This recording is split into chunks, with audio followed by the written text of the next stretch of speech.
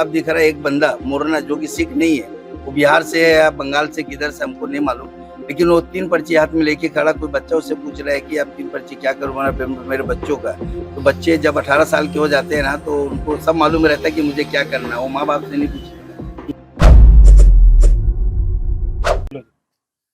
As per government के हिसाब से इलेक्शन तो गवर्नमेंट ने आज भी बोला कि नल एंड वॉइड है, ये इलेक्शन का कोई वैल्यू ही नहीं है।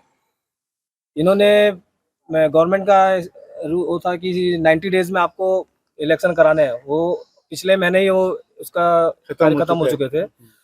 अब इन्होंने क्या किया, गवर्नमेंट से बात की, गवर्नमेंट ने बोला कि आपका इलेक्शन होगा, पर आपका जो एप्लीकेंट है जिसने आपके गुरुद्वारा का रजिस्ट्रेशन कराया है, एज पर गवर्नमेंट का हिसाब से वो इलेक्शन करा सकता है और वही फाइनल लिस्ट कर सकता है। अभी गवर्नमेंट के हिसाब से इनकी लिस्ट भी फाइनल नहीं हुई थी, जैसा कि 2 लिस्ट यहाँ पास आई है, डिस्प्यूट चल रहा है। हाँ, दो लिस्ट, एक आई थी 221 की, एक आई थी 275 की, 274 की।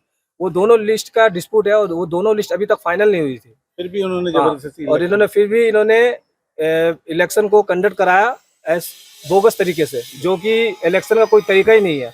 वहाँ पर अगर आप वीडियो देखोगे, इलेक्शन की फुटेज देखोगे, तो आपको मालूम चलेगा कि इलेक्शन होते ही नहीं है। इलेक्शन का प्रोसीजर बैलेट बॉक्स का ऐसा होता है कि आप कैंडिडेट जो इलेक्ट्रल इलेक्शन करने आते, वोट देने आता है, उसका आप आईडी देखते हो, आईडी देखते हो। वहाँ पास जस्ट ऐसा लग रहा था जैसे कोई मछली बाजार होता है, सब्जी बाजार मार्केट होता है, सब्जी मार्केट में इसको दे दिया, उसको दे दिया, जो भी आया उसने साइन मारा, कुछ पता नहीं डाल के गया करके। और वहाँ ना कोई ऑफिसर था ना कुछ हो था, उनके ही बंदे ऑफिसर बने हुए थे, उनके ही बंदे सब कुछ थे, और बाद में उन्होंने ही वोट डिक्लेयर कर दिया कि ये जीत गए। तो ये जो हमारी जो संगत है, जो प्रॉपर बेतिन की संगत है, नॉर्थ गोवा की संगत है, इस इलेक्शन को नहीं मानती नहीं है, इसको नल एंड वॉइड कहती है। इलेक्शन का कोई वैल्यू नहीं है। ये अपने आप को जो भी बोले कि ये बन गए वो बन गए, इसको संगत रिफ्यूज करती है।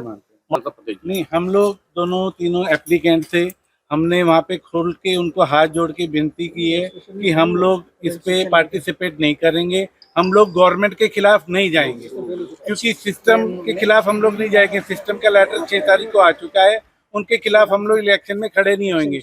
हम दोनों कैंडिडेट थे, हम लोग पीछे आ गए उसमें। उसके बाद उन्होंने जबरदस्ती इलेक्शन कराए, और कोई भी आ रहा था उसको पकड़ पकड़ के, हिंदू हो पंजाबी हो, किसी को भी पकड़ के उन्होंने इलेक्शन कराए। महाराष्ट्र से, वास्को से, जो हमारे को संगत लगती नहीं है, उनसे भी इलेक्शन कराए। एक आदमी 3-3 वोट लेके खुद ही साइन करके, खुद ही राइट करके डालता रहा है। उसकी वीडियो भी हम आपको देंगे।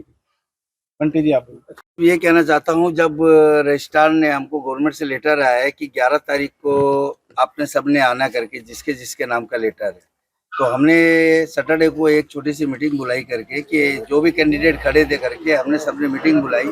हमने सिर्फ एक ही बात कही कि इस संडे हम इलेक्शन ना करा के, इस संडे इलेक्शन ना करा के हम नेक्स्ट संडे इलेक्शन कराते हैं। पहले हम रजिस्ट्रार से जो भी गवर्नमेंट का लीगल लेटर हमको आया है, हम पहले उस पर गौर करेंगे, इलेक्शन हम बाद में भी करा सकते हैं। लेकिन उन लोगों ने हमारी एक नहीं सुनी। उन लोगों ने बोला करके कि नहीं, हमने इलेक्शन कराना है। जिस बंदे ने इलेक्शन कराया, आप देख लो करके, आप लोग के पास में आया होगा उनका, वो बंदा अकेला। खेल के मैदान में तो 2 खिलाड़ी होने चाहिए ना, एक हारेगा एक जीतेगा, ये सब जानते हैं।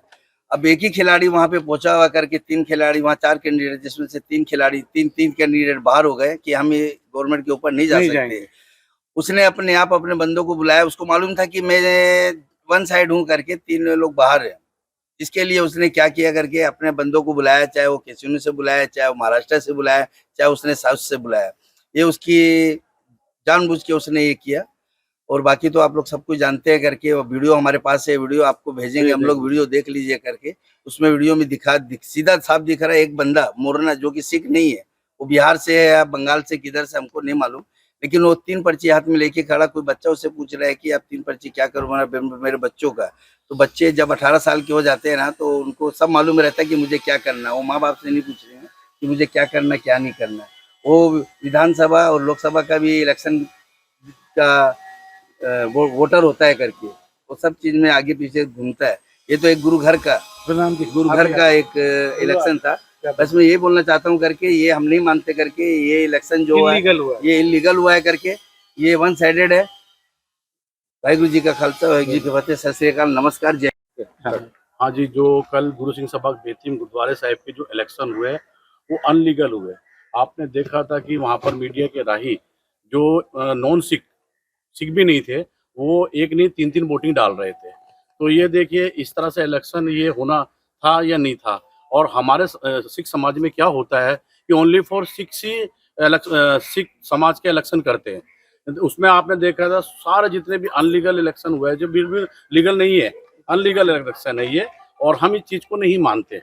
मैं इतने ही आपके मीडियम के राही से संगत और समाज को, अपने सिख समाज जितनी भी गोवा की सात संगत है और मीडिया प्रभारी जो भी है, उनको यही जागरूक कराना चाहता हूँ कि वो इस तरह से जो इलेक्शन हुए हैं ये अनलीगल है। और जैसे कि वहाँ से कुछ महाराष्ट्र से आए, कोई किधर गोवा से है, हमारा गुरु सिंह सभा गुरुद्वारा जो बेतिम नॉर्थ में जो लगता है, ओनली फॉर नॉर्थ के होने चाहिए थे, जिसमें 100% जो वोटिंग होते हैं